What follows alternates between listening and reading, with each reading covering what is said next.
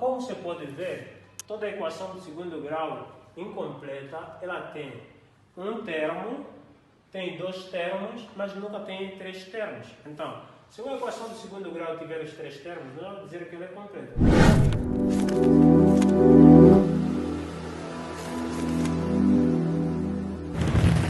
Boa tarde, pessoal. Eu sou o professor Agostinho Chilong. Para esta aula, eu vou tratar da introdução às equações do segundo grau.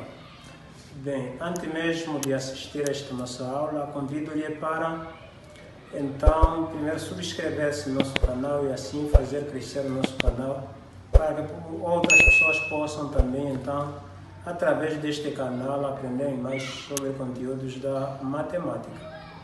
Então, sem mais delongas, vamos já para a nossa aula de hoje sobre a introdução às equações do segundo grau. Gostaria de dizer que, por definição,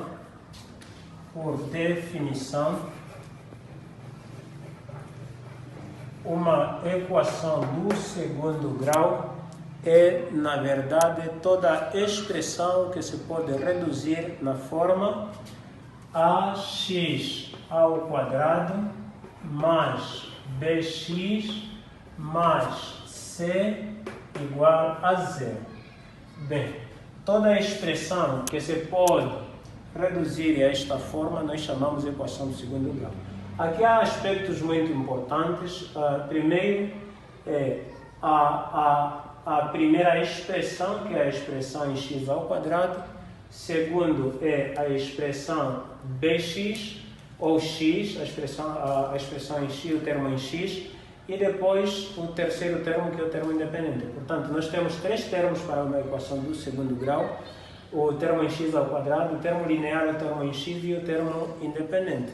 Bem, na definição sobre a equação do segundo grau, tal como nós estamos a ver, que é uma expressão que se pode reduzir à forma x ao quadrado mais bx mais c igual a zero, nós temos que a, b e c são, na verdade, números que pertencem ao conjunto dos números reais, sempre cumprindo com a condição de que a tem que ser diferente de zero. Alguém deve estar aqui a perguntar por que a deve ser diferente de zero. Bem, se o termo em x ao quadrado, onde está o coeficiente a, for nulo, a equação perde a propriedade de ser considerada a equação do segundo grau. Por isso, sempre ao definirmos uma equação do segundo grau, teremos que colocar a condição de que a, b e c tem que ser números que pertencem ao conjunto dos números reais e a tem que ser sempre diferente de zero. Vamos agora olhar para a classificação de equações do segundo grau. Tal como nós estamos a ver, a expressão que nós temos ax ao quadrado mais bx mais c igual a zero caracteriza uma equação do segundo grau. Mas as equações do segundo grau podem ser classificadas de duas formas. Primeiro, as equações do segundo grau podem ser incompletas e as equações do segundo grau também podem ser completas. Eu vou trazer aqui, primeiro, a classificação. De acordo à classificação, nós teremos equações. Vou escrever aqui primeiro classificação. E, de acordo à classificação, nós vamos ter, primeiro, que a equação do segundo grau pode ser incompleta.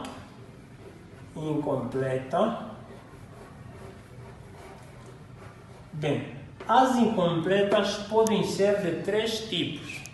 Primeiro, nós podemos encontrar equações do segundo grau do tipo 1, equações do segundo grau do tipo 1. Bem, a equação do segundo grau do tipo 1, ela se apresenta da seguinte forma: tem apenas o termo em x ao quadrado e logo nós temos a igualdade a zero, ou seja, essas são equações do tipo ax ao quadrado igual a zero. Temos as equações do segundo grau do tipo 2. A equação do segundo grau do tipo 2, ela se apresenta da forma ax ao quadrado mais bx, tudo isso é igual a zero. E já a equação do segundo grau do tipo 3, incompleta, do tipo 3, ela pode ser da forma ax ao quadrado mais ou menos, lembrar que aqui tanto pode ser negativo ou positivo, mais ou menos c é igual a c. Então, como você pode ver, toda a equação do segundo grau incompleta, ela tem um termo, tem dois termos, mas nunca tem três termos. Então, se uma equação do segundo grau tiver os três termos, nós vamos dizer que ela é completa. Mas se ela tiver dois ou um só termo, nós vamos dizer que a equação é incompleta.